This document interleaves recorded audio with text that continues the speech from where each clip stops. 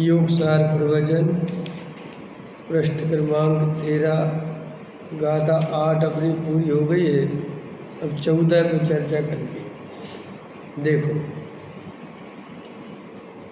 परमात्मा का स्वरूप कहते हैं निर्मल शुद्ध जिड़ो विड़ो बुद्ध शिव संतु सो परमाप्पा जिणे बड़ो एहु जान बिड़वंतु जो शुद्ध शिव जिन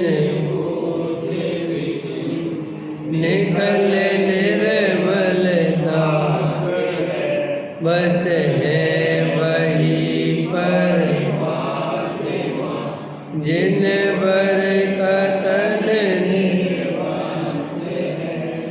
देखो क्या कहते हैं, जो कर्ममल व रागादि मल रहते हैं, जो निकल अर्थात शरीर रहते हैं, जो शुद्ध व अभेद एक है, जिसने आत्मा के सर्व शत्रुओं को जीत लिया है, जो विष्णु हैं अर्थात ज्ञान की अपेक्षा सर्वलोकालोक व्यापी हैं, सर्व के ज्ञाता हैं, जो बुद्ध हैं अर्थात स्वयं पर तत्व को समझने वाला है, जो शिव है परम कल्याणकारी है, जो परम शांत व वीतरागी है, वही परमात्मा है, ऐसा जिनेंद्र देव ने कहा है। इस बात को शंका रहित जानो। देखो क्या कहते, परमात्मा के स्वरूप में जो कर्म मल व राग आदि मल रहते हैं और जो शरीर रहते हैं, तो सिद्ध भगवान की बात आ गई। शरीर रहित हो गए ना सिद्ध भगवान, क्योंकि अनंत भगवान तो शरीर सहित हैं। तो सिद्ध भगवान के समस्त कर्म मल, ज्ञानावरणादि घाती कर्म और वेदनी आदि अघाती कर्म, समस्त कर्मों का जिनने नाश कर दिया है और समस्त राग आदि मल से रहित है, किसी भी प्रकार का कोई राग नहीं है और शरीर रहित है, जो शुद्ध व अभेद हैं। समझ में आए, पूरी तरह शुद्ध हैं, पर्याय में भी परिपूर्णता है, निर्मलता है और द्रव्य तो शाश्वत शुद्ध है ही, और अभेद हैं। अभेद माने अब वहाँ पर भेद के लिए कोई गुंजाइश नहीं बची, एकदम अभेद आत्मा का अनुभव, जिसने आत्मा के सर्व शत्रुओं को जीत लिया है। सर्व शत्रु माने एक भी कर्म नहीं बचा। अभी अनंत भगवान के तो 4 अघाती कर्म बचे हैं, हाँ मुनिराज के भी बचे हुए हैं, लेकिन सिद्ध भगवान के निकल परमात्मा के कोई कर्म नहीं बचा। जो विष्णु हैं, विष्णु किस अपेक्षा हैं, ज्ञान की अपेक्षा सर्वलोकालोक व्यापी है, सर्व के ज्ञाता है, माने सर्वज्ञता जो है उसको विष्णु कह रहे हैं। इस सारे लोक में व्याप्ते ना सिद्ध भगवान, कैसे व्याप्ते हैं, ज्ञान के माध्यम से, क्योंकि जगत का कोई भी ऐसा पदार्थ नहीं है जो उनके ज्ञान में न झलकता। तो उनके ज्ञान में झलकने के कारण वे सारे लोकालोक में व्याप्त हो गए हैं। समझ में आया? और देखो, बुद्ध हैं। बुद्ध क्यों हैं? स्वयं पर तत्व को समझने वाला है। बुद्ध माने कैसे बुद्ध हैं? वो स्वयं और पर को पूरी तरह भिन्न भिन्न करके अपने स्वयं में अपनापन स्थापित करके स्वयं में लीन हो गए सदाकाल के, इसलिए बुद्ध हैं। और स्वयं पर तत्व जो शिव हैं, परम कल्याणकारी हैं, जो परम शांत व वीतरागी हैं, वही परमात्मा है, ऐसा जिनेंद्र देव ने कहा है। इस बात को शंका रहित जानो। माने जब भी परमात्मा की बात आवे तो परमात्मा का स्वरूप केवल ऐसा ही जानना चाहिए, जो राग देश से रह दो, सर्वज्ञ हो, शांत हो, स्वपर तत्व का भेद करके अभेद में समा गया हो, जिससे किसी प्रकार के राग देश ना हो, परम कल्याणकारी हो, ये परमात्मा का स्वरूप है। इसके अलावा और किसी भी को परमात्मा नहीं मानना। देव, शास्त्र, गुरु, इन तीनों में देव की चर्चा चल रही ना, ये देव का आया परमात्मा का स्वरूप। तो इसके अलावा रागी, द्वेषी, कोई भी जो संसार में भगवान के नाम से चलते हैं, वे कोई भगवान नहीं है। समझ में आया? केवल और केवल जो वीतरागी, सर्वज्ञ हैं और कल्याणकारी माने सच्चा हित का उपदेश देते हैं, वे ही परमात्मा है। ठीक है कि नहीं? अब परमात्मा का स्वरूप कहते हैं। अब गुरुदेव श्री के प्रवचन है, मोह राग देश के भाव रहित परमात्मा होते हैं। अंतर आत्मा को पर में एकत्र बुद्धि न होने से दृष्टि में तो राग देश छूट गई, परंतु स्थिरता द्वारा अभी पूर्ण राग देश नहीं छूटे। परमात्मा को वे भी छूट गए हैं। 8 कर्मों के रज कणों को और पुण्य पाप के मलिन भावों को परमात्मा ने छोड़ दिया है। कल अर्थात शरीर जिसे नहीं, वे निकल परमात्मा कहलाते हैं। वैकुंठ में जाकर भगवान की सेवा करेंगे ऐसा कहते हैं ना, परंतु भगवान को शरीर ही नहीं होता। परमात्मा तो उसे ही कहते हैं जिसे शरीर आदि 9 कर्म व राग आदि भाव कर्म नहीं है, जो शुद्ध अभेद है, उन्हें अशुद्धता नहीं, द्वैतपना नहीं, पहले कर्म रूपी शत्रु थे, उन्हें जीतने के कारण जिनेंद्र देव कहलाए। ऐसा सिद्ध परमात्मा को विष्णु कहते हैं।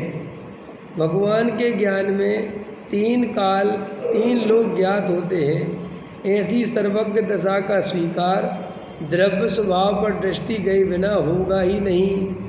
भगवान आत्मा की एक समय की ज्ञान की पर्याय इतनी महान है कि 3 काल 3 लोग को युगपत जाने, ऐसी ज्ञान की पर्याय को स्वीकार क्या राग कर सकता है? क्या राग के आश्रय से आत्मस्वरूप का स्वीकार होगा? पर्याय में स्वीकार होता है, परंतु क्या पर्याय के आश्रय से स्वीकार होगा? सर्वज्ञ स्वभावी आत्मा का आश्रय लिए बिना पर्याय में सर्वज्ञ पने का निर्णय नहीं होता। सर्वज्ञ स्वभावी आत्मस्वरूप का निर्णय होते ही उसे क्रमबद्ध पर्याय का निर्णय हो जाएगा और वीतरागी पर्याय भी प्रकट हो जाएगी। इसका नाम पुरुषार्थ है। पुरुषार्थ का अर्थ जमीन खोदना या भार ढोना नहीं है। अंतर की दशा जो पर कर्तृत्व रूपी थी, वही अकर्तृत्व रूप ज्ञाता रूप हो गई, ये ही पुरुषार्थ है। ठीक है, देखो कितनी बढ़िया चर्चा ली गुरुदेव श्री ने कि भगवान के ज्ञान में 3 लोग 3 काल, समझ में आया, सारे पदार्थ झलकते हैं। ऐसी सर्वज्ञ की दशा का स्वीकार द्रव्य स्वभाव पर दृष्टि गए बिना नहीं होगा। जब तक अपन अपने द्रव्य स्वभाव, चैतन्य स्वभाव, ज्ञायक भाव का निर्णय नहीं करेंगे, तब तक अपन सर्वज्ञ भगवान की सच्ची श्रद्धा नहीं कर सकते। क्योंकि सर्वज्ञ भगवान की सच्ची श्रद्धा बाहर से नहीं होती। जब अपने सर्वज्ञ स्वरूप को देखता है तो उनकी श्रद्धा होती है। समझ में आया? इसलिए जो जीव बाहर से देव शास्त्र गुरु की श्रद्धा करते हैं उनकी श्रद्धा सच्ची नहीं है। लोग में बहुत व्यवहार से देव शास्त्र गुरु की पूजा भक्ति खूब करते हैं। देखो मुनिराज की भक्ति करने वाले कितने लोग उनके आगे पीछे करते हैं, क्या क्या सेवा करते हैं, लेकिन वे मुनिराज का स्वरूप ही नहीं जानते। आश्चर्य की बात है कि नहीं? और जो मुनिराज का स्वरूप जानते हैं वे मुनिराज की सेवा नहीं करते। ये भी तो झगड़ा है ना समाज में कि तुम लोग इतनी बढ़िया बढ़िया भक्ति करते हो मुनिराजों की, लेकिन साक्षात जो मुनिराज मिलते उनका कुछ नहीं करते और वैसे तो एक से एक बढ़िया भक्ति करते हो। आता है, प्रश्न भी आता है। तो भैया जो मुनिराज का स्वरूप जानेगा वो जब तक वैसे मुनिराज नहीं मिलेंगे जैसा स्वरूप होता है वो नमस्कार कैसे करे? पहले ये बताओ। भाई जो सोने की पहचान जानता है वो पीतल कैसे खरीद लाएगा? है लाएगा क्या पीतल खरीद के? है अब कोई कहे तुम लोग सोने के गीत गाते हो लेकिन सोना खरीदते नहीं। अरे सोना मिले तो खरीदे, पीतल ही पीतल है बाजार में, हम क्या करें? तो साहब और तो बाजार में भीड़ लगी है। तो वे बेचारे अज्ञानी जीव हैं, उनको सोने और पीतल की पहचान नहीं है, तो वे तो पीतल को सोना समझ के खरीद के ला रहे हैं। हम क्या कर सकते हैं इसमें? ऐसे ही जब वो मुनिराज का स्वरूप नहीं जानते, सच्चे देवशास्त्र गुरु, अब जैसे मान के चलो पूजा पाठ प्रक्षाल ही है, अब अज्ञानी जीव जितनी ताकत लगा के उसके पीछे पड़ेगा, बड़े बाबा का अभिषेक करना है, सोनागिर में चंदा प्रभु है ना, कौन है, शांतिनाथ शांत है, चंदा प्रभु का अभिषेक करना है, समझ में आए? चाहे कुछ हो जाए वो भागेगा। अब उसको कोई कहे कि देखो इसको कितनी भक्ति है, लेकिन वो वास्तव में बीतरागी सर्वज्ञ का स्वरूप नहीं जानता। वो तो भगवान को लेने देने वाला मानता है और ऐसा मानता है कि सोनागिर में या कुंडलपुर में इन प्रतिमाओं का अभिषेक करेंगे तो बहुत धन मिलेगा, बहुत पुण्य का उदय आएगा, तो भागेगा। और जिसे सच्चे देवशास्त्र गुरु का स्वरूप पता है वो क्यों भागेगा? वो तो शांति से दर्शन करेगा, भक्ति करेगा और यथा योग अनुकूलता है तो पूजा भक्ति प्रक्षाल भी करेगा, वो निषेध नहीं है, लेकिन वो उस भाव से नहीं करेगा। तो उस भाव से नहीं करेगा तो उसके वैसी भक्ति अति आकुलता वाली ज्ञानी के नहीं दिखती और अज्ञानी के अति आकुलता वाली भक्ति दिखती है। तो जो अज्ञानी है वो आकुलता की भक्ति को सच्ची समझता है और सहज भक्ति को क्या समझता है? प्रमाद। क्या समझता है? ये सब अपन के अंदर भरा पड़ा है। जैसे मान के चलो मंदिर में भीड़ है या कोई प्रधान चल रहा और समझ लो कोई स्वाध्यायी जीव आया, मैं ज्ञानी नहीं कह रहा हूँ, स्वाध्यायी कह रहा हूँ, स्वाध्यायी जीव आया वो चुपचाप शांति से पीछे ही से दर्शन करके और बैठ गया, तो पता लोग कहेंगे देखो भाव ही नहीं है कुछ, समझ में आया? देखो पीछे से चुपचाप दर्शन कर लिए, यही तो है स्वाध्याय करने का जय इन लोगों का। और एक दूसरा आया ताबड़तोड़, समझ में आया कि नहीं आया? और वो एकदम आगे, ना लोगों की परवाह ना कुछ, एकदम आगे जाके और एकदम जय जय जय जय और एकदम, समझ में आया कि नहीं आया? और सारे लोगों को डिस्टर्ब कर दिया, समझ में आया? और उतने ही में 15-20 मिनट प्रक्षाल को हो भी गए, आधा घंटा हो भी गया, तो भी धोती बदल के और आके और फिर पैर छूना और कपड़े बदलना भरे करना, तो लोग समझते इसको कितनी भक्ति है, समझ में? कितनी भक्ति है, कितनी भक्ति है।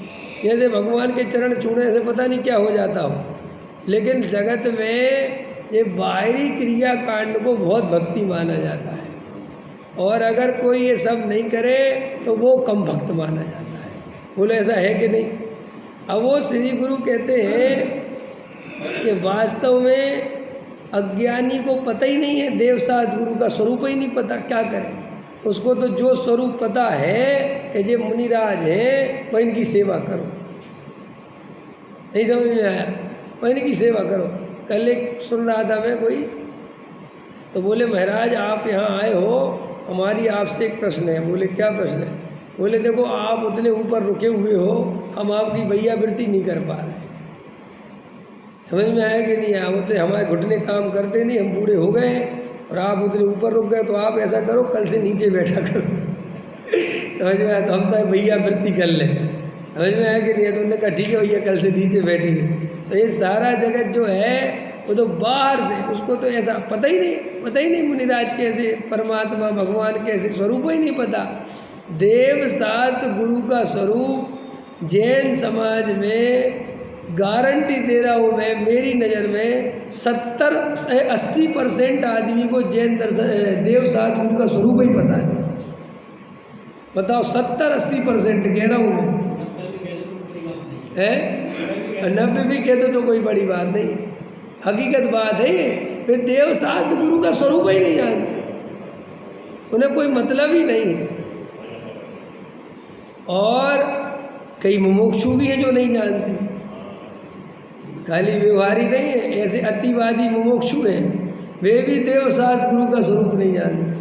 बड़ी तत्व की बात करते हैं, भले ही सब कुछ परिभाषाएं याद है, लेकिन प्रैक्टिकल उनके जीवन में भी देव शास्त्र गुरु की क्या मर्यादा होती है, दिगंबर मुनिराज कैसे होते हैं, समझ में आया, श्रावक कैसे होते हैं, चतुर्गुण स्थानवर्ती का जीवन कैसा होता है, ये भी बुरे मुमुक्षुओं को पूरी तरह क्लियर नहीं है। अभी भी अपन समझ नहीं पाते सम्यक दृष्टि का, पंचम स्थानवर्ती का, पांचवें गुण स्थान का स्वरूप नहीं समझते। इतना पढ़ने के बाद भी जब मैं पढ़ता था और जब ये प्रतिमाओं का स्वरूप आया तो मैं आदरणीय डॉक्टर साहब भारल जी उनके पास बैठता था। मैं तो मैंने कहा दादा ये जो लिखा हुआ है प्रतिमाओं का स्वरूप, इस पर तो बहुत कम चर्चा करते हैं अपन लोग, जबकि इस पर तो बहुत चर्चा होनी चाहिए कि भाई ये पांचवें गुण स्थान की जो प्रतिमाएँ हैं ये क्या है, इनका सब प्रतिमाओं के बिना कुछ पता नहीं। कोई भी व्रत, कोई भी कहीं का व्रत, कहीं भी व्रत, जब उसमें क्रम से व्यवस्थित बताया है तो अपन बिल्कुल गाइडलाइन जारी क्यों नहीं करते कि ये गाइडलाइन है जैन दर्शन की, इसके अलावा कोई आप अपने मनमानी नहीं कर सकते। देखो, आगम के विरोध में नहीं रहना, वो कहते आगम विरुद्ध कार्य नहीं करना चाहिए। तो भूमि का किसे ज़्यादा व्रतशील संयम ओढ़ना भी तो आगम के विरुद्ध है, क्योंकि आगम की आज्ञा है नहीं, एक बात।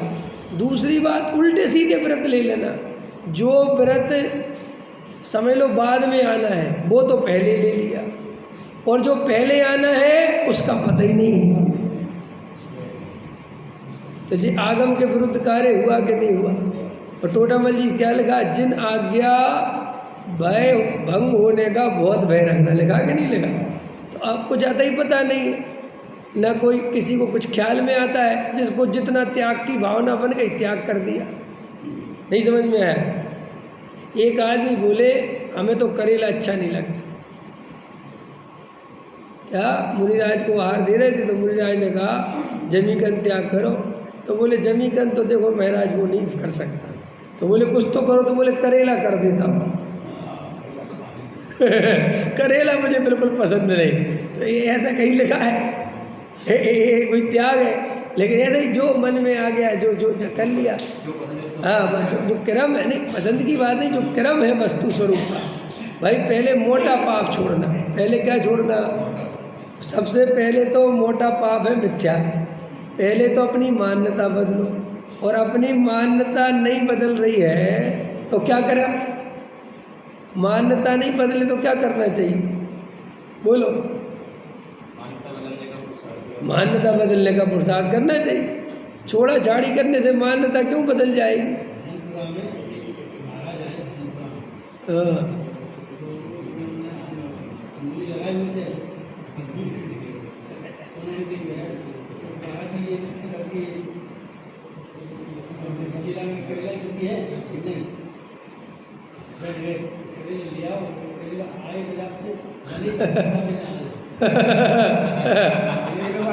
मेरा कहने वाला है कि हमें बहुत गहराई से आगम का सेवन करना चाहिए। अपन लोग क्या समझते हैं कि कुछ भी ऐसा नहीं है। जब आप प्रॉपर आगम का सेवन करोगे, आगम के सेवन का बहुत महत्व है। लोग क्या करते, आधा अधूरा पढ़ते हैं, व्यवस्थित नहीं पढ़ते हैं। जो ये जयपुर का कोर्स है ना शास्त्री का, ये इतना व्यवस्थित है। अब ये अलग बात है कि कोई उसको ढंग से पढ़े कि नहीं पढ़े, वो अब वो जानो, लेकिन उसको अगर व्यवस्थित पढ़े ना तरीके से, तो कभी भी धर्म क्षेत्र में गलती नहीं करेगा। बिल्कुल व्यवस्थित लिखा हुआ, एक एक नियम, कायदे, कानून, कब कौन सा नियम लेना, कैसे प्रतिमाएं पलती हैं, क्या होता है, वो बिल्कुल व्यवस्थित है। तो अपने को सबसे पहले मान्यता बदलना, मिथ्यात्व सबसे बड़ा पाप है। तो अब मिथ्यात्व के नाश करने के लिए क्या करना? मिथ्यात्व के नाश के लिए बाहर में कुछ करना ही नहीं है। तो साहब आत्मा की लीनता के लिए बाहर नहीं करना, आत्मा की लीनता के लिए भी बाहर में कुछ नहीं करना। तो फिर बाहर में क्या करना? बाहर में सिर्फ तुम्हारे पास समय होना चाहिए। क्या होना चाहिए? अगर आत्मा में लीन होना है तो समय चाहिए ना, बैठोगे तभी तो लीन होगे, इतनी बात। बाकी तुम भूखे रहो, अपने शरीर को कष्ट दो, ये कोई चारित्र की आवश्यकता नहीं होती। भाई साहब शरीर को कष्ट देने से धर्म का क्या संबंध है? समझ में आया? जबरदस्ती धूप में चल रहे हैं, जबरदस्ती परेशान हो रहे हैं, इससे कोई संबंध नहीं है धर्म का। लेकिन ऐसी लोगों की मान्यता है शरीर को कष्ट देने से, क्रस करने से कर्म क्रस होते हैं, ये मान्यता है। समझ में आया? जबकि वस्तु का स्वरूप नहीं है ये, लेकिन अपने अंदर मनोवैज्ञानिक कहते हैं एक सैडिज्म होता है। सैडिज्म समझते हो आप लोग? एक सैडिज्म नाम का मनोवैज्ञानिक हुआ, पर उसने इस थ्योरी को हल किया तो उस थ्योरी का नाम सैडिज्म पड़ गया। सैडिज्म माने एक अपने अंदर दूसरों को दुख देने की प्रक्रिया पड़ी हुई है, दूसरों को तकलीफ दे के मज़ा आता है। मनुष्य के अंदर एक ऐसी प्रवृत्ति है, समझ में? जैसे आप किसी को चोटियाँ लोगे ना, वो आ करेगा तो आपको और मज़ा आएगा। ये छोटा सैडिज्म है ये, समझ में आया? हर आदमी दूसरे को दबाना चाहता है। दूसरे कई तरीके होते दबाने के, कोई पैसे से दबाता है, कोई पद से दबाता है, कोई ताकत से दबाता है, कोई जाति से दबाता है। कौन सी जाति का है तू, पानी मत छूना, कि दूसरों को कष्ट दे। तो वो कहते हैं कि जब ये आदमी दूसरों को कष्ट नहीं दे पाता तो अपने को देता है। समझ में आया कि नहीं? तो ये भी एक तरीके की हिंसा है। समझ में आया? दूसरे जीवों की रक्षा करना अकेली रक्षा नहीं है, सबसे पहले अपने जीव की रक्षा करना, क्योंकि अपने परिणाम बिगड़े तो अपनी हिंसा हो गई। तो मेरे परिणाम नहीं बिगड़ने चाहिए, इस बात की सावधानी ही वास्तव में बाहर की सावधानी। मेरे परिणाम नहीं बिगड़ने चाहिए, समझ में आ गया?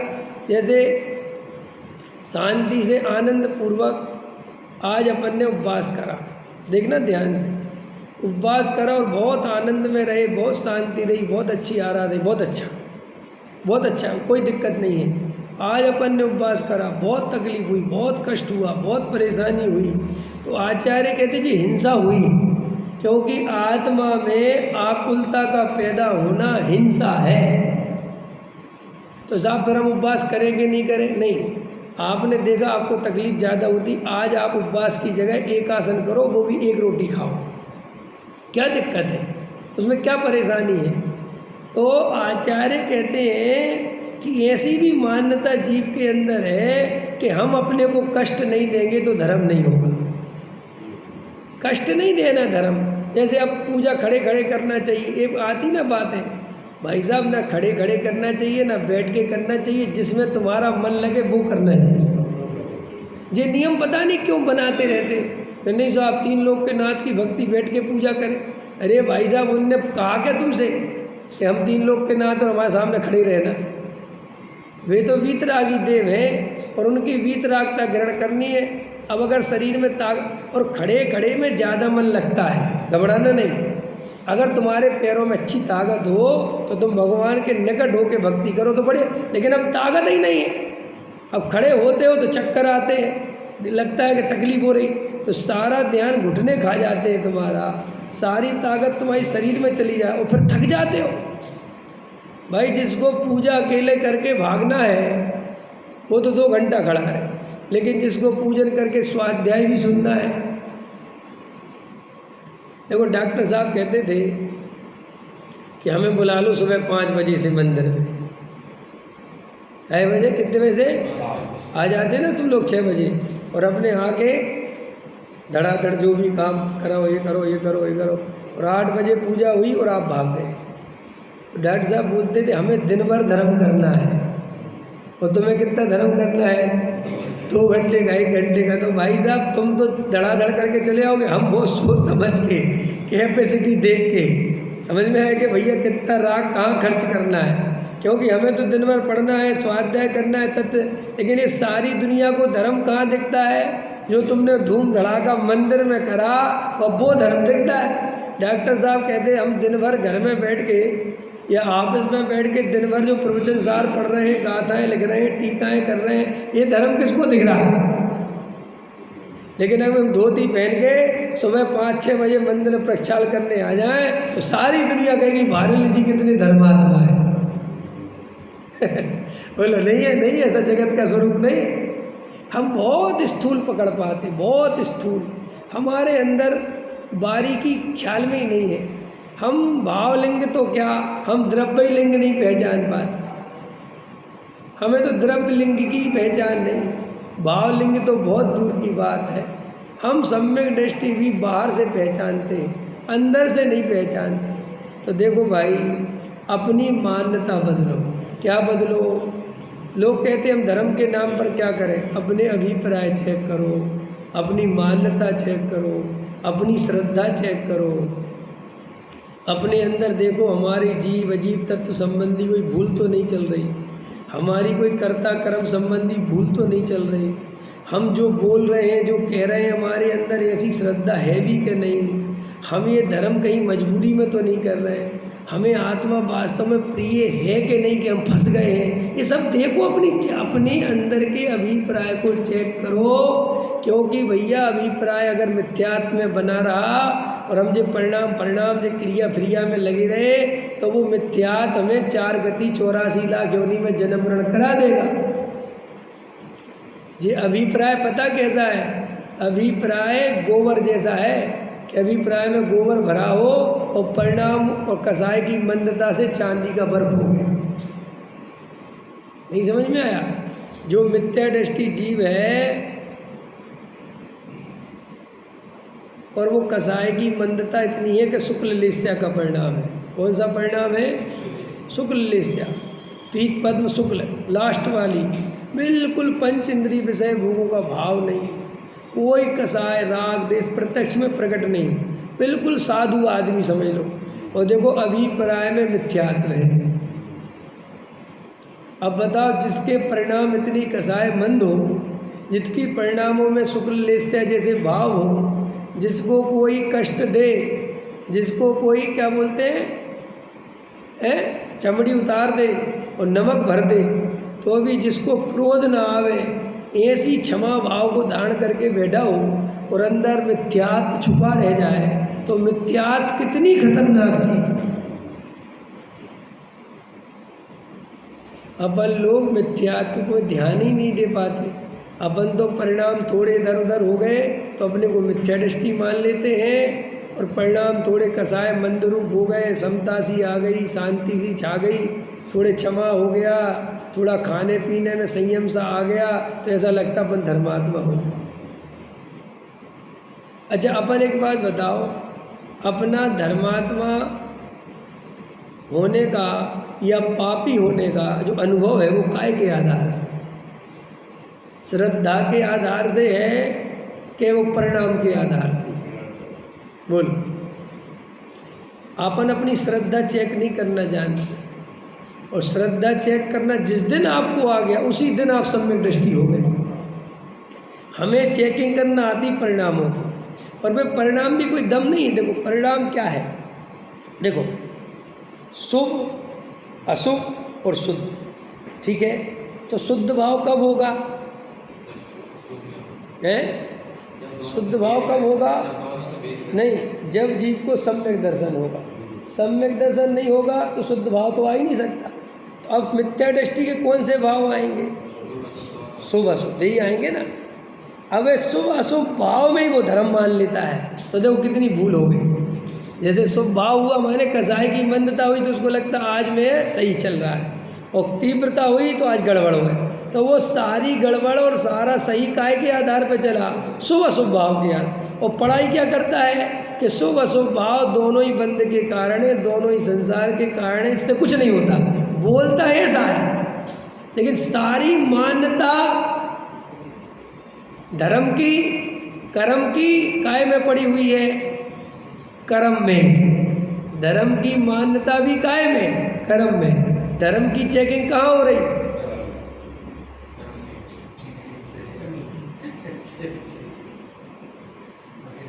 क्या है, एक पूजन है ना, चोरन के पुर ना बसे, सुनी होगी कि नहीं? चोरों के गांव नहीं होते। समझ में आया कि नहीं आया? तो बताओ, चोरी करने वाला ही साहूकारों को चेक कर रहा है। समझ में आया कि नहीं आया? जो खुद चोर है वो चेक कर रहा है कि चोरी तो नहीं करी किसी ने। चोर ही चोरों को चेक कर रहा है। बोलो क्या होगा? क्या होगा? पाकिस्तान पे हिंदुस्तान के बॉर्डर पे आतंकवादी ही चेक कर रहा है बॉर्डर पे, तो क्या होगा? ऐसे ही कर्म को कर्म ही चेक कर रहा है, धर्म को भी कर्म ही चेक कर रहा है। धर्म का तो ही पता नहीं। बताओ, धर्म परीक्षा देता फिर रहा किसके सामने? कर्म के सामने। कर्म सारी दुनिया देखो आप, हम सब अपने आप को देखें, रात और दिन केवल परिणाम परिणाम क्रिया परिणाम क्रिया परिणाम क्रिया परिणाम। इनसे भिन्न में जानने देखने वाला ज्ञायक तत्व हूँ, ऐसी अनुभूति करने का टाइम ही नहीं है हमारे पास। क्योंकि एक तो बाहर में इतने काम पकड़ रखे होते हैं कि शांत होकर ऐसा अनुभव करे, ऐसी श्रद्धा के लिए टाइम दे, वो टाइम ही नहीं है। हम पूरा धर्म कर्म में चेक कर रहे हैं। और कर्म तो दो ही तरह के होते, शुभ और अशुभ। और शुभ को क्या मान लिया? धर्म। मैं कभी कभी बहुत विचार करता हूँ, आचार्य भगवंतों ने, लोगों को क्या लगता है, एक तो हम पढ़ते नहीं ना इसलिए लगता है, बहुत सारे जो विरोधी हैं गुरुदेव श्री को नहीं मानते, अथवा मुमुक्षु भी ऐसे हैं बहुत सारे जो गुरुदेव श्री को नहीं मानते। मैं अच्छे से जानता हूँ, समझ में आया? वे अंदर से गुरुदेव श्री को नहीं मानते। वे पता नहीं मुमुक्षु क्यों बन गए, ये मुझे पता नहीं। समझ में? सोच संस्थान में विषय पे PhD करोगे भाई, कांची स्वामी को नहीं मानते। नरेश जी मानते हो कांची स्वामी को? सच बोलना, कितने सुनते हो कांची स्वामी को? कितनी भक्ति आती कांची स्वामी की? रमेश जी मानते हो गुरुदेव श्री को? 1982 में मानते हो? नहीं मानते, तब से मैं जानता था कि कांची स्वामी है। अब ये मैंने यहाँ के दिल्ली में जाना। मैं तो दिल्ली वालों को बहुत अच्छे से जानता हूँ। अब तो तुम दिल्ली के नहीं हो ना, हम भी नहीं हैं। दिल्ली वालों का कोई भरोसा नहीं, समझ में? हाँ पक्की बता रहा हूँ मैं जानता हूँ बहुत अच्छे से।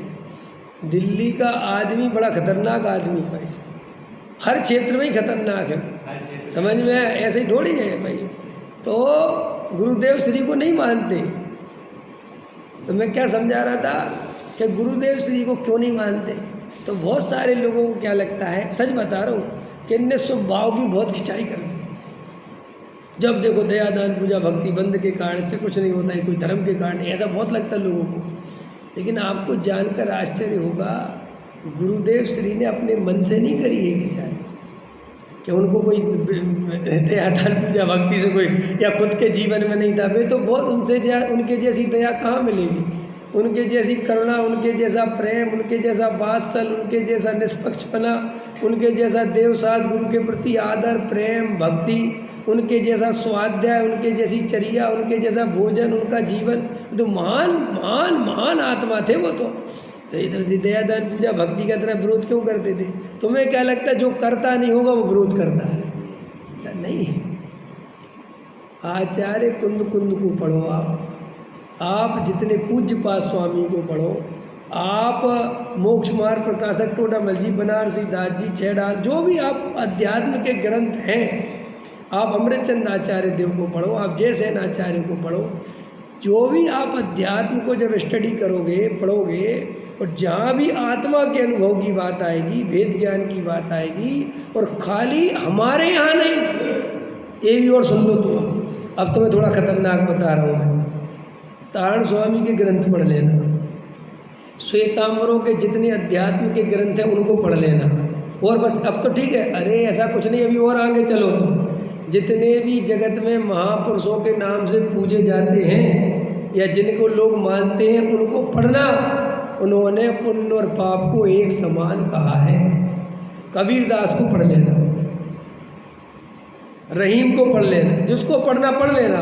सबने कहा कि दुनिया से पार होना है तो ना शुभ ना शुभ अनक जो अंदर ज्ञायक तत्व है। अब भाषा भले ही अलग अलग है, कोई उसे राम कहता, कोई भगवान कहता, कोई ज्ञायक कहता, कोई बुद्ध कहता, कोई कुछ कहता है, लेकिन अध्यात्म में आत्मा के अनुभव में पुण्य पाप के समान है, ये सब ने कहा है।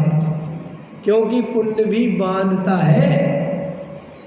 तो ये गुरुदेव श्री ने नहीं कहा भैया आप पुण्य पाप अधिकार पढ़ो, अमृतचंद आचार्य देव का पूरा समय सार पढ़ो, प्रवचन सार पढ़ो, नियम सार पढ़ो, पंचास्तिकाय पढ़ो, जो पढ़ना है आप पूज्य पाद स्वामी का पढ़ो, जो पढ़ना है पढ़ो। अब योग सार है ना, ये योग सार है। ये किसका है?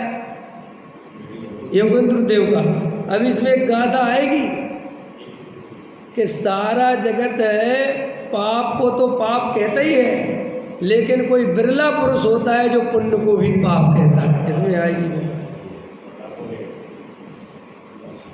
तो पूज्य गुरुदेव श्री की बात नहीं है या मेरी बात है, किसी और की बात नहीं है। जब आत्मानुभव की बात आएगी, वेद विज्ञान की बात आएगी, सात तत्व के श्रद्धान की बात आएगी। भाई उमा स्वामी आचार्य तो सबको मान है ना। हालांकि तो उमा स्वामी आचार्य के गुरु ही कुंद कुंद भगवान थे। और चाहे कोई कुंद कुंद को पढ़ता हो चाहे नहीं पढ़ता हो, कुंद कुंद को सारा जगत मानता है। जितने भी व्यवहारी हैं कुंद कुंद के बिना काम नहीं चलता। सारी प्रतिमाओं पे कुंद कुंद का नाम मिलता है। इससे ज़्यादा और प्रमाण क्या चाहिए। तो उन्हीं के शिष्य हैं आचार्य उमा स्वामी। तो देखो वो खुद लिखते ना, तत्वार्थ श्रद्धा नाम सम्यक दर्शनम। तो भाई साहब किसी से जाके सूत्र का अर्थ ही समझ लो कि तत्वों की यथार्थ श्रद्धा का नाम सम्यक दर्शन है। तो तत्वों की यथार्थ श्रद्धा क्या है पूछो। तो उसमें आश्रव की श्रद्धा बताएंगे कि नहीं, और आश्रव में पुण्य आश्रव और पाप आश्रव आता है कि नहीं। कहाँ गुरुदेव श्री ने अपने अलग से कहा। लेकिन भैया जन्मों जन्मों से अपन को पुण्य की दृष्टि, पुण्य परिणामों में धर्म बुद्धि है। और अभी भी इतना स्वाध्याय करने के बाद, इतना तत्व समझने के बाद हम धर्म को कर्म में ही नापते हैं। अगर कसाई की मंदता हो तो मैं धर्मात्मा, और थोड़ी कसाई की तीव्रता हो तो पापी। हम अभिप्राय तक नहीं पहुंच जाते। हम कितने ब्रह्मचारियों को आदर देते हैं, घबराना नहीं। किस बात से देते हैं? क्या बात है? आप किसी त्यागी वृत्ति को किस बात से आदर दें? केवल और केवल आप बाहरी क्रिया के आधार पर देते हो और पक्ष के कारण देते हो। एक बार मैंने कहीं ये बोल दिया तो बहुत बाद में क्लेश हो गया। मैंने कहा देखो अपन पक्षपाती कैसे हो जाते हैं। अपने यहाँ का ब्रह्मचारी वही काम करे तो तुम्हें उसका अधिक भाव दिखाई देता है, और समाज की भलाई के लिए कर रहा है ये दिखाई देता है। और वही काम दूसरे यहाँ का ब्रह्मचारी करे जिस पक्ष को तुम नहीं मानते, तो उसके पीछे पड़ जाते हो हाथ धो के। नहीं समझ में आया? कुछ भी करे वहाँ का ब्रह्मचारी। देखो ये कोई ब्रह्मचारी है। तो मैंने ऐसी बातों मैंने कहा तुम्हारे यहाँ के ब्रह्मचारी कौन से अच्छे हैं? भाई वो उसकी कमी बता रहा था। तो मैंने कहा तुम्हारे यहाँ के ब्रह्मचारी, तो भाई साहब अपने यहाँ के ब्रह्मचारी मत कहो, आत्मा की बात तो करते हैं, वो तो करते हैं। लेकिन मैंने कहा अब आत्मा की बात से ब्रह्मचारी का क्या लेना देना। ब्रह्मचारी के योग जो कार्य है वो तो वो भी नहीं कर रहा ना। लेकिन यहाँ पक्ष है तो औदिक भाव दिखते हैं, औदिक भाव, और दूसरे के सबरे कर्ता भाव दिखते हैं। अरे भाई जब तू इसके भी औदिक भाव देख सकता है तो फिर उसके भी औदिक भाव देख ले। लेकिन नहीं, हमारे यहाँ का करे तो सब बढ़िया है और दूसरे के यहाँ करे तो सब गड़बड़ है। बोले ऐसा है कि नहीं, अंदर पक्षपात चलता है कि नहीं चलता? तो ये पक्षपात चलता है, इसका अर्थ है कि तुम्हें वस्तु स्वरूप निष्पक्ष समझ नहीं आया। देखो, सम्यक दृष्टि कौन? जिसका अपना कोई पंथ संप्रदाय नहीं, जिसे सब जीव एक समान है और जहाँ भी गलती है तो गलती है और जहाँ सही है तो सही। अपना है इसलिए प्रशंसा करो और दूसरा है इसलिए बुराई करो, ऐसा पक्षपात सम्यक दृष्टि नहीं करता। बोले होता है कि नहीं होता? तो अपन ने किसी ब्रह्मचारी या किसी साधु को, जो भी है, अपने आप अखबार आता है फलाने साधु ने 50 उपवास करे या कोई ने 20 उपवास करे, तो आप किस बात से प्रभावित हुए? उपवास करने से प्रभावित हुए? शरीर को क्रश करने से प्रभावित हुए? क्या अंदर आपके? तो आप जिस चीज़ से प्रभावित हुए, सुनो ध्यान से, आपका उसी में उपादेय बना है। देखो, हीरे की डिब्बी हुई, हीरा है, तो हीरे की डिब्बी भी अच्छी होती कि नहीं होती?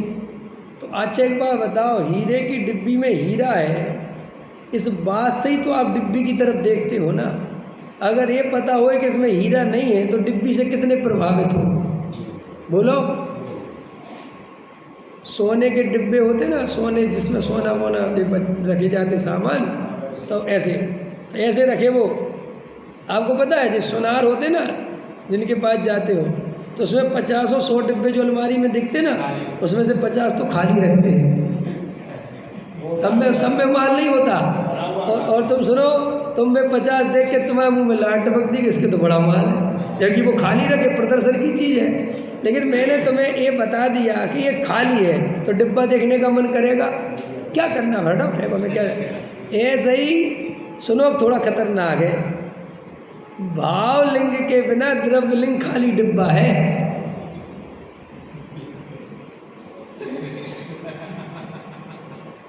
अब उसमें क्या देखे और क्या क्या क्या करें?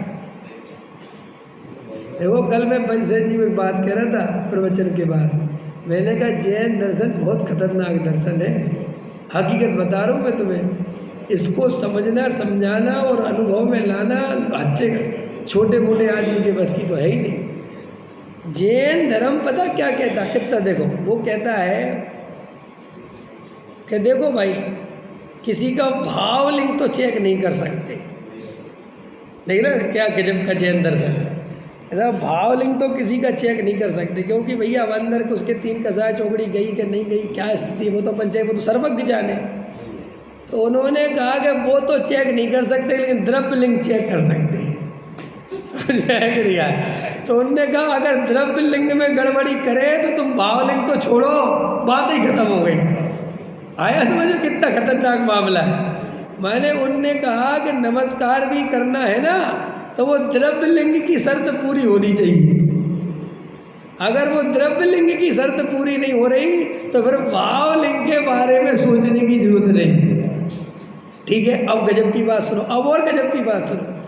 अब द्रव्य लिंग की शर्त पूरी हो रही तो वो जो नमस्कार किया वो द्रव्य लिंग को नहीं किया, वो द्रव्य लिंग देख करके ये सही है तो कदाचित भाव लिंग हो सकता है। तो नमस्कार किसके लिए है? ये है, लोग समझते हैं रे जड़ की क्रिया को क्या नमस्कार करना, डिब्बी को कोई नमस्कार करने की चीज है? कोई देख रहे इस डिब्बी के अंदर हीरा है तो वो डिब्बी को टकटकी लगा के देखे ना, क्यों देखे? आया समझ में? लोग समझते द्रव्य लिंग तो कुछ है ही नहीं, वो तो पहचान की चीज है कि भाई ये सही है तो फिर अंदर माल हो सकता है। लेकिन जब यही माल सही नहीं है, ऐसे ही जिसका, अब ये तो तुम महाराजों की तरफ ऐसे यहाँ आ जाओ, जिनके ब्रह्मचर्य बाहर से ही सही नहीं है, उनके अंदर ब्रह्मचर्य हो ही नहीं सकता।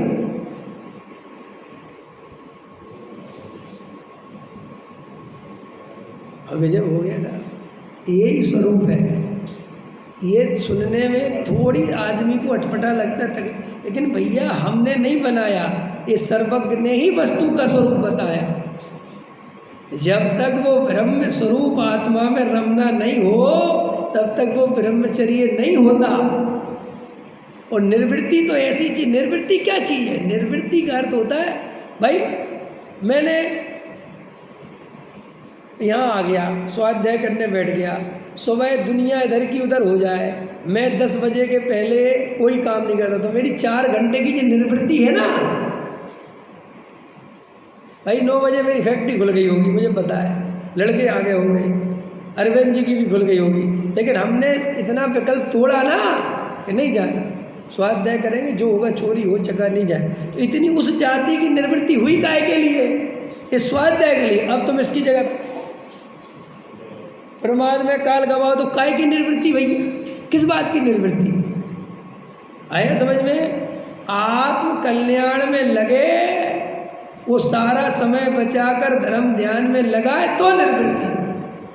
संस्था बनाने में लगाए, आश्रम बनाने में लगाए, समाज संचालन में लगाए, समाज की चिंता में लगाए, नहीं समझ में आया, चेले चपाटों की चिंता में लगाए, वो कोई ब्रह्मचर्य का स्वरूप ही नहीं है। वो निवृत्ति का अर्थ ही है कि हम ये समय अपना इसलिए बचा रहे कि हमें आत्म कल्याण में लगना है। डॉक्टर साहब कहते थे त्यागी वृत्तियों के लिए क्या काम है? अंदर में आत्मा का आश्रय और बाहर में ज्ञान का आश्रय, 2 ही काम बताए उनके लिए। विषया साव बसाती तो निरारंभो परिग्रह, ज्ञान ध्यान तपो रखता तपस्वी सा प्रशस्यते। जो विषयों से विरक्त हो गए हैं, समझ में आया कि नहीं आया, और सभी तरह के संकल्प विकल्प छोड़कर ज्ञान ध्यान में लीन है, वे ही तपस्वी हैं, वे ही साधु हैं। तो जो निवृत्त जीव हैं, जिनने घर परिवार मकान दुकान स्त्री पुत्र कुटुंब परिवार आदि के विकल्पों से छुट्टी हो गई, उन जीवों के लिए एक ही कर्तव्य है कि अपने स्वरूप का ध्यान करें, अपने स्वरूप की स्थिरता करें, और बाहर में आए तो जो शरीर की आवश्यक क्रियाएं हैं, भोजन पान आदि नहाना धोना, वो तो अपनी जगह है, बाकी के टाइम में केवल और केवल ज्ञान ज्ञान ज्ञान ज्ञान ज्ञान, अध्ययन और अध्यापन, बस पढ़ना और पढ़ाना, पढ़ना और पढ़ाना। समझ में आया कि नहीं आया? सेठिया सेठिया का काम करे, पंडित पंडित का काम करे, त्यागी वृत्ति का काम करे, तो ये समाज अत्यंत सुंदर हो जाएगा। लेकिन सेठिया पंडित बनने की कोशिश कर रहे हैं, पंडित सेठिया बनने की कोशिश कर रहे हैं, और ब्रह्मचारी त्यागी वृत्ति दोनों को चलाने की कोशिश कर रहे हैं। समझ में? तो सबरी समस्या खड़ी हो गई, बहुत आफत हो गई, समाज विकृत हो गया। देखो भाई, प्रिंसिपल का काम करे तो ही अच्छा लगता है। अब वो प्रिंसिपल खुद ही जाके इसको उसमें घूमता फिरे, क्या महीने में 1 आध बार घूमे आए तो ठीक है भाई देखने के लिए, लेकिन रोज़ उस खुद ही जाके खड़ा होने लगे तो फिर वो प्रिंसिपल को शोभा को प्राप्त नहीं होता। जिसका काम जो है उसको वो करना चाहिए। आजकल क्या हो रहा है, जरा से शास्त्र पढ़ लिए, जबकि पंडित नहीं है, लेकिन पंडित बनने का चस्का चढ़ गया है। लोगों को पंडित बनना है सबको, चाहे कुछ हो जाए। आजकल ये पंडित बनने का वो आ गया है, क्या आ गया, ट्रेड, वेरी गुड समझ में आया, स्टारडम आ गया, पंडित। जरा सा मैं आजकल यूट्यूब पे देखता रहता हूँ, कोई भी प्रवचन करने लगता है, कोई भी, उसको अब सुनना किसी की नहीं है, और मैं जानता हूँ कि कितना जानता है। समझ में आया? बस 2-4 श्रोता इकट्ठे करे प्रवचन चालू। अरे भैया, इतने प्रवचन वैसे ही हो रहे हैं, तुम शांति से बैठ के सुनो। तो कोई कहेगा विवेक कुमार तुम क्यों करते हो, हमसे कह सकता है भाई साहब, विवेक कुमार ने इसकी डिग्री ली है, विवेक कुमार ने इसके लिए 5 साल नहीं लगाए, मैंने 10 साल लगाए, MA करा, PhD करी, सब कुछ करा मैंने। मैं तो रात दिन जैन दर्शन ही पढ़ा। मैंने तो अपना क्रीम टाइम जो इंजीनियर डॉक्टर बनने का था वो भी इसी में लगा दिया।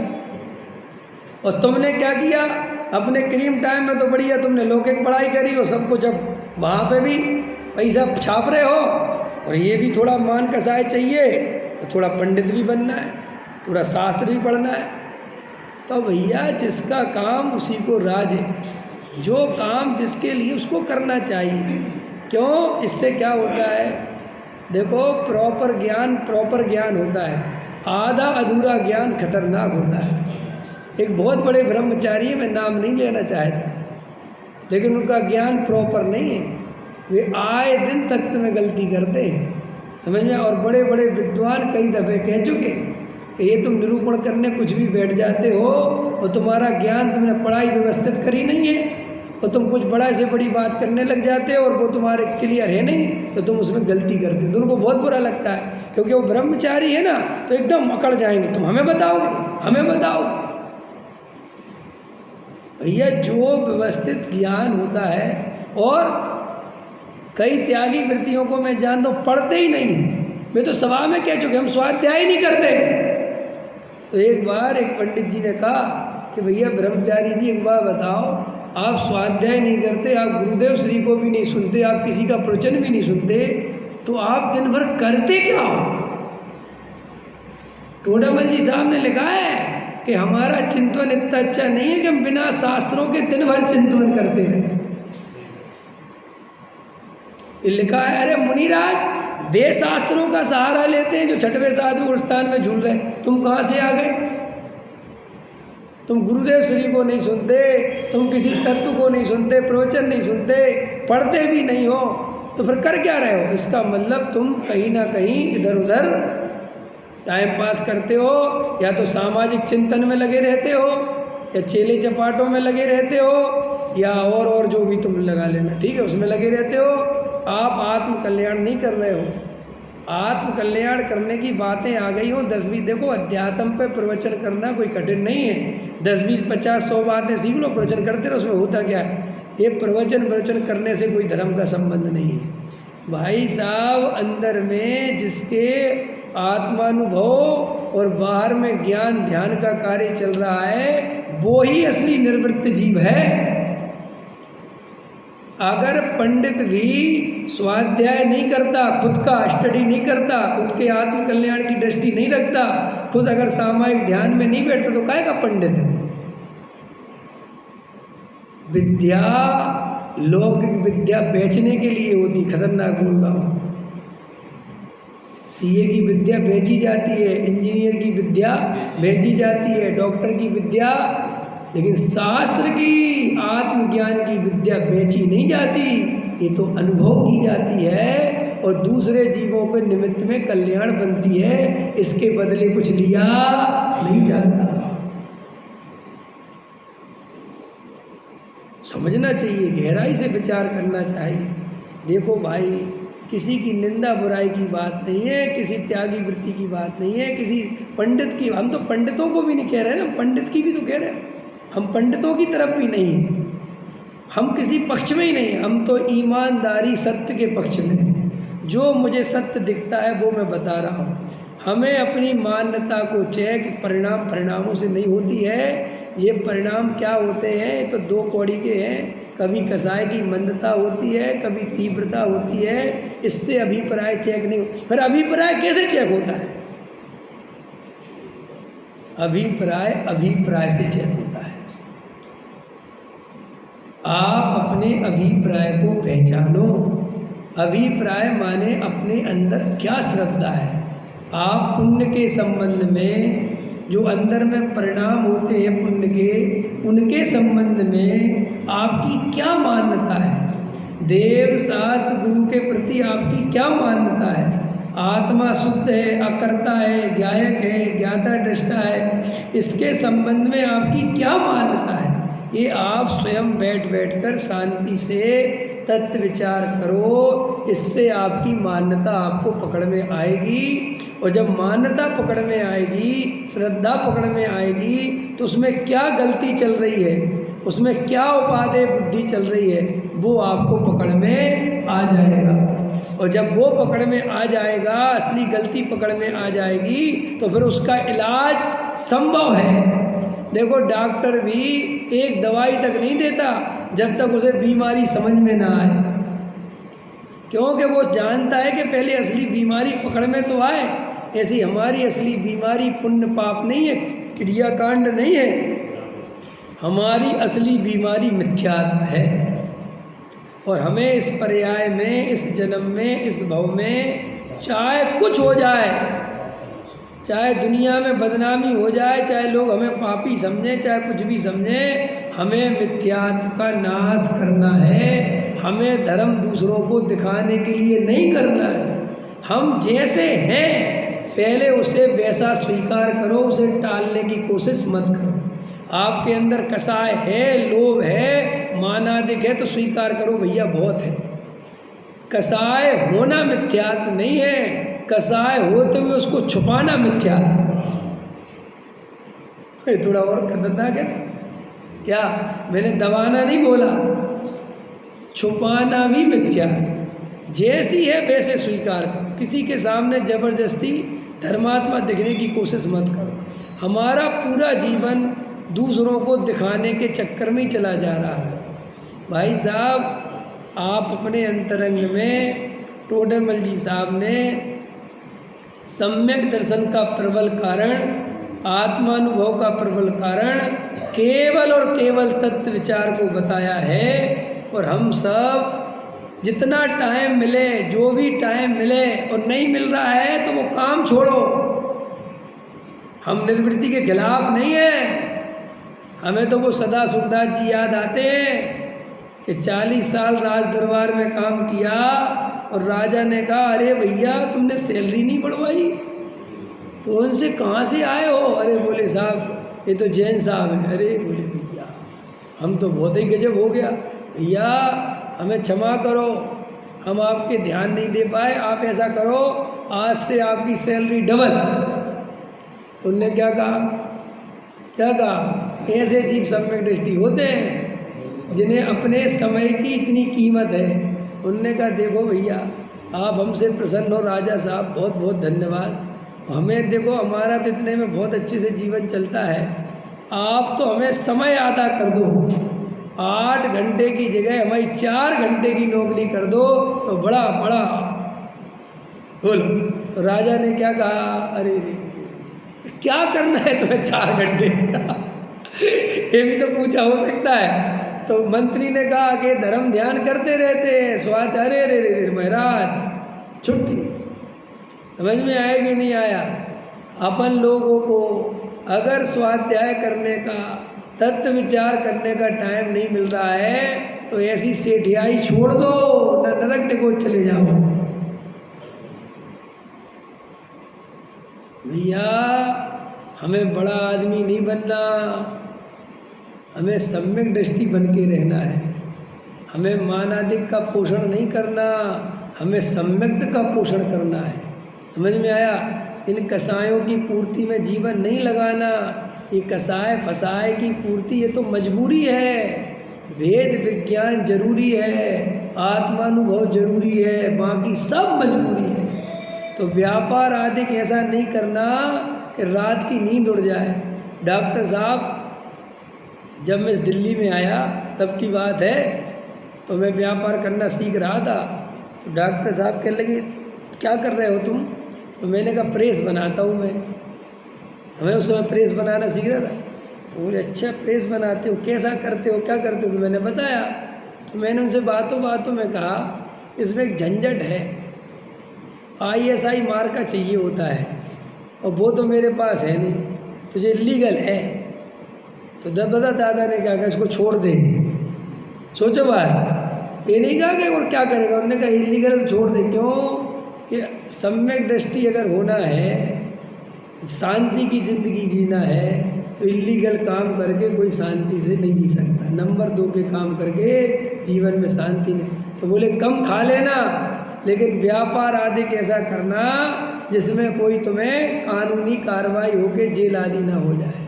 सोचो ज्ञानी कितना ध्यान रखते हैं बाहर में भी। बात पुण्य के उदय से पैसा आता है ये परम सत्य है, इसमें कोई दम नहीं। लेकिन पुण्य के उदय से पैसा आने पर भी जीव सुखी नहीं होता है, उससे बड़ा परम सत्य है। समझ में आया?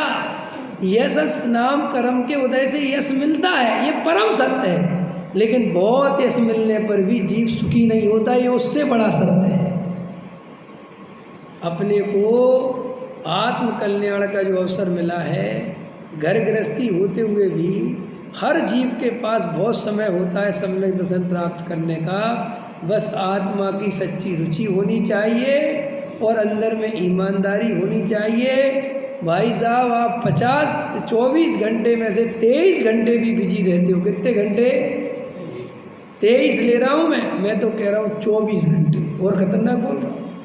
लेकिन तुम्हें आत्मा की सच्ची रुचि है तो बिजी रहते भी तुम सम्मिशन ले सकते हो। इसका उदाहरण है नरक। क्योंकि तुम यहाँ तो निवृत्ति ले सकते हो, नरक में कौन देगा? नरक में तो कोई राजा बेटा नहीं। नरक में तो ऐसा कह नहीं सकते, वो असर कुमार जाति के देव होते ना, उसे ऐसा तो नहीं कह सकते देखो भाई साहब मैं सम्मिशन प्राप्त करना चाहता हूँ, मुझे डंडे मत मारो। ऐसा नरक गति में तो नहीं है ना। वहाँ तो डंडे पड़ेंगे, जो कुछ तिल तिल करें देह के खंड वो सब होगा, और उसी के बीच में तुझे आत्मा का अनुभव करना पड़ेगा। तो जब नरकों में सम्यक दर्शन हो सकता है तो हम मनजों में कौन से डंडे पड़ रहे, कौन सी आफत आ रही, कौन से बड़े व्यापार चल रहे, कितने ही व्यापार चल रहा हूँ। मैं अच्छे सेठियों के पास बैठता हूँ, आत्मा की रुचि नहीं इसलिए सम्यक दर्शन नहीं होता। बड़ा व्यापार करते इसलिए सम्मेलन ऐसा नहीं है। बोलो अरविंद जी, टाइम मिलता है कि नहीं मिलता? ईमानदारी बताओ। हम इनके ऑफिस भी जाते कभी कभी, कितनी गप्पे मारते हो? मारते कि नहीं मारते? इससे गप्पे उससे गप्पे, ये वो, और बताओ क्या चल रहा है। लेने तो 10 रुपये हैं, लेकिन बात कितनी करते अपन? आधा घंटा। तो अपन को आत्मा की रुचि कम है। अगर आत्मा की सच्ची रुचि हो तो मैंने तो मुकेश अंबानी को सम्मेलन करा देना। अगर मुकेश अंबानी आए ना अपने पास तो भाई साहब उसे सम्मेलन करा सकते कि नहीं करा सकते? भाई एक ही शर्त है, आत्मा की रुचि। गुरुदेव श्री बहुत लेते थे, बाहर में कुछ नहीं अटकाता, सिर्फ एक ही चीज़ अटकाती है, तुझे आत्मा की सच्ची रुचि नहीं है। न घर गृहस्थी, न पत्नी, न बच्चे, न समाज, कुछ नहीं। भैया कितना ही कुछ हो जाए, हर आदमी को 2-4 घंटे तो मैंने देखा जीवन में हमेशा मिले ही हैं, प्रकृति ने दिए ही हैं। कि साहब मैं रात को 11 बजे फ्री होता हूँ, सुबह कितने बजे उठते हो? 7 बजे, 6 बजे। तो एक काम करो, 11 से 12 आत्मा का ध्यान कर लो, 6 बजे 7 बजे उठ जाना। 7 घंटे की जगह 6.5 घंटे की नींद ले लोगे तो आफत नहीं आ जाएगी। देखो प्रकृति ने दिया ना सिस्टम, अपन 8 घंटे सो तो भी चलते रहते हैं, और 6 घंटे सो है ना आपके पास, कहाँ समय नहीं है। अपन को सब आत्मा है, बातें बनाता है। वेरी गुड, बातें बनाता है, आत्मा की रुचि नहीं। सहजा